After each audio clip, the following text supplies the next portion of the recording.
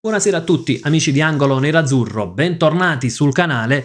Le ultime in vista di Inter Venezia con quella che dovrebbe essere la probabile formazione nerazzurra, tanto turnover e qualche scelta particolarmente interessante, e poi andiamo a dare un occhio anche su quelle che potrebbero essere le mosse future dell'Inter. Il nome di Mlacic accostato all'Inter, anzi secondo voci provenienti anche dalla Croazia, si parla di un Inter praticamente vicinissima al classe 2007 in forza all'Hajduk Spalato, e andremo poi a vedere anche altri nomi, qualcuno che potrebbe essere valido per il mercato di gennaio, qualcuno invece che sarebbe più un obiettivo per la prossima estate. Prima di iniziare, come al solito, vi ricordo anche un bel like al video e l'iscrizione al canale. Due operazioni semplicissime che non costano nulla né in termini economici né in termini di tempo, che però danno un grandissimo supporto. Iniziamo innanzitutto dall'immediato, quindi dalla partita Inter-Venezia, partita secondo me da non sottovalutare, e al di là delle frasi fatte non la sottovaluterei per due motivi principali. In primis perché io non snobberei nessuna competizione, per quanto la Coppa Italia abbia un'importanza minore rispetto alle altre competizioni, io però spero che l'Inter punti ad arrivare sempre in fondo, e credo che sia anche l'obiettivo di Christian Chivu.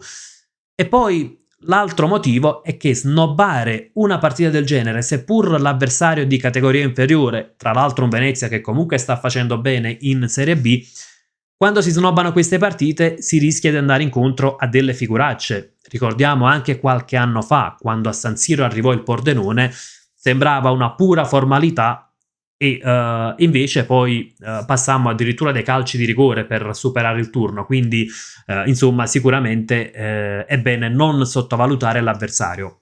Non sottovalutare l'avversario, che però non significa non fare turnover, perché ci sarà tanto turnover sia da una parte che dall'altra. Anche Stropp ha affermato addirittura di voler fare 11 cambi nel Venezia, quindi è chiaro che ci sarà spazio per le seconde linee. Per quanto riguarda la formazione quindi della nostra Inter, andiamo ad analizzare reparto per reparto, partendo naturalmente dal portiere, e c'è una bellissima novità: il ritorno da titolare di Josep Martinez, che innanzitutto significa che ha superato dal punto di vista mentale lo shock del famoso incidente, quindi questo è sicuramente una gran bella notizia, principalmente dal punto di vista umano, poi anche da quello sportivo, perché in una stagione in cui Sommer non sta dando garanzie è giusto andare a sfruttare il potenziale di Josep Martinez. Come abbiamo detto tante volte, è stato un investimento importante, quello più importante dell'estate 2024, giusto dargli delle opportunità, e mi auguro che non sia l'unica chance, che ne abbia altre anche poi in campionato o in Champions. Difesa con Bissek, De Vrij, Carlos Augusto. Qui diciamo ci sono poche sorprese, nel senso che era abbastanza scontato il turno di riposo, soprattutto per Akanji e Bastoni. A centrocampo ci sono delle novità interessanti, non tanto nella linea mediana formata da Frattesi, Zielinski e Mkhitaryan. In realtà con Mkhitaryan in ballottaggio con Sušić, anche se l'armeno avrà bisogno di mettere minuti nelle gambe dopo l'infortunio. Frattesi, Zielinski naturalmente per dare il turno di riposo a Barella e Çalhanoğlu, ma le novità interessanti sono sugli esterni: Diouf da una parte, Luis Enrique dall'altra. Iniziamo dalla scelta Luis Enrique a sinistra. Naturalmente è un'opzione anche per far rifiatare sia Di Marco che Bastoni, ma può essere anche una posizione che magari potrebbe permettere di rivitalizzare, di vedere qualcosa da Luis Enrique, perché è vero che lui è un destro naturale, però nasce da esterno alto a sinistra, quindi insomma la corsia a lui più congeniale, per se andiamo a vedere il suo ruolo naturale.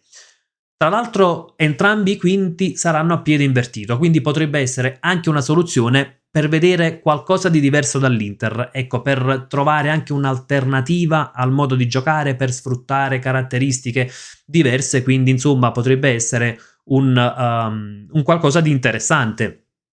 Diouf quinto a destra. Diouf, sappiamo, non è un quinto, però è importante dargli continuità in quel ruolo, perché nelle ultime due apparizioni con Milan e Pisa è subentrato proprio per fare il quinto a destra, ha fatto una buona impressione, quindi è giusto dargli anche continuità per capire se effettivamente possiamo sfruttarlo in quella posizione, quindi da vice Dumfries, naturalmente con caratteristiche diverse, e dargli la possibilità anche dal primo minuto. Quindi bene così anche Diouf quinto a destra, poi magari a partita in corso potrebbe essere spostato, che sia nel ruolo di mezzala, che sia nel ruolo di sottopunta, però dal primo minuto quinto a destra può essere qualcosa di interessante. Coppia d'attacco Thuram più Esposito, Bonny ancora in dubbio per l'influenza, ecco, non si sa ancora se sarà della partita. Thuram ha bisogno di giocare per recuperare la forma migliore, più Esposito naturalmente per dare anche il turno di riposo a Lautaro Martinez. Andiamo invece, ecco, su quelle che sono le mosse per l'Inter del futuro. Secondo le ultime notizie, l'Inter sarebbe vicinissima a Branimir Mladić, calciatore croato classe 2007. Non sono state rese note le cifre, ma l'Inter vorrebbe chiudere praticamente subito e poi lasciarlo in prestito all'Hajduk Spalato fino a giugno. Andiamo anche a vedere la scheda di Branimir Mladić, anche per renderci conto di che tipo di calciatore si tratta.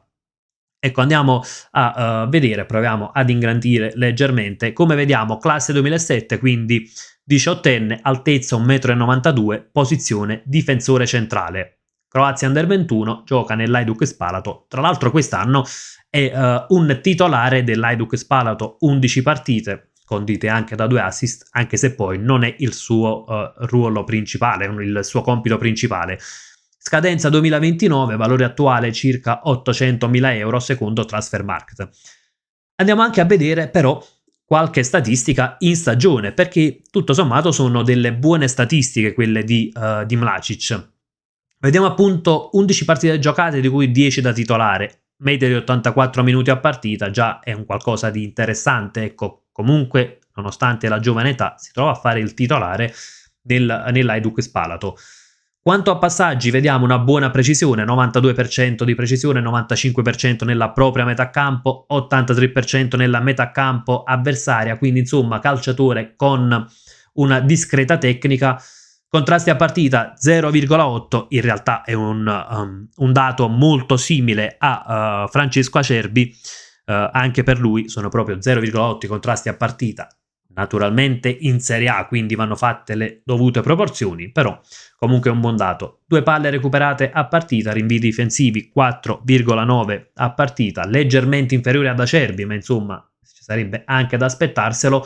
Contrasti vinti il 61%, duelli aerei vinti 2,6, ma il 73%, addirittura in questa statistica per percentuale meglio di Acerbi. Facciamo un paragone con Acerbi giusto per renderci conto di queste statistiche. Quindi calciatore sicuramente interessante, ma probabilmente calciatore che inizialmente sarà per l'Under 23. Ecco, fatico a pensare che possa essere un calciatore subito importante per la prima squadra vista la giovane età.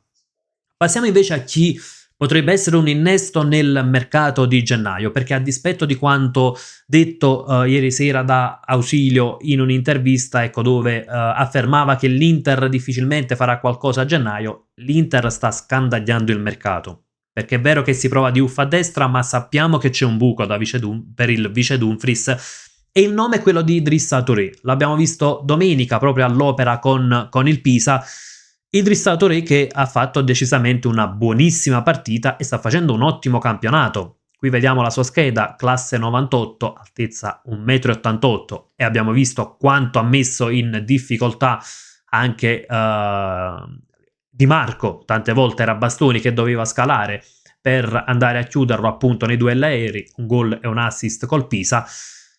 È un affare che potrebbe essere anche ad un costo non troppo elevato, calciatore che comunque ha velocità, ha strapotere fisico, quindi caratteristiche che potrebbero renderlo un ottimo vice Dumfries, come detto, a costi non esorbitanti. Tra l'altro nella trattativa potrebbe entrare anche Valentin Carboni, che in prestito al Genoa non sta trovando tanto spazio in rosso-blu, quindi non sarebbe da escludere anche questa soluzione.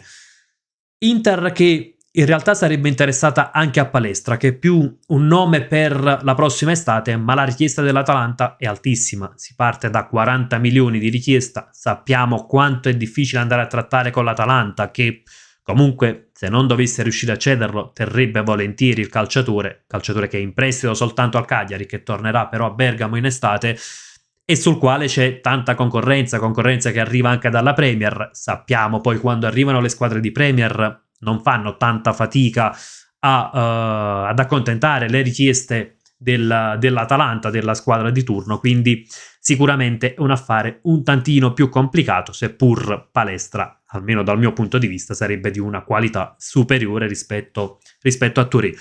Chiudiamo anche col nome di Vicario. Si è parlato tanto in questi giorni, nella giornata di oggi. In realtà ci sono anche delle conferme sul fatto che Vicario vorrebbe tornare in Italia. Non è però un affare così semplice.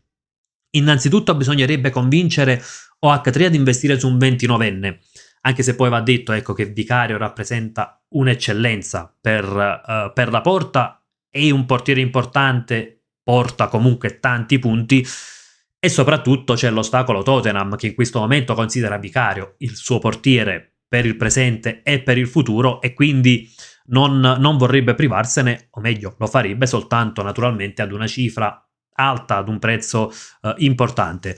Ecco, io per quanto ho sottolineato più volte che fare l'investimento su Josef Martinez e poi non dargli spazio non sarebbe una mossa, diciamo così, coerente con quelle che sono state le scelte dello scorso anno, però va anche detto che quando si tratta di Vicario non si sta prendendo un portiere giovane, un portiere magari anche da mettere in competizione, che può essere leggermente superiore a Josef Martinez. Nel caso di Vicario significherebbe prendere una certezza assoluta per la Porta.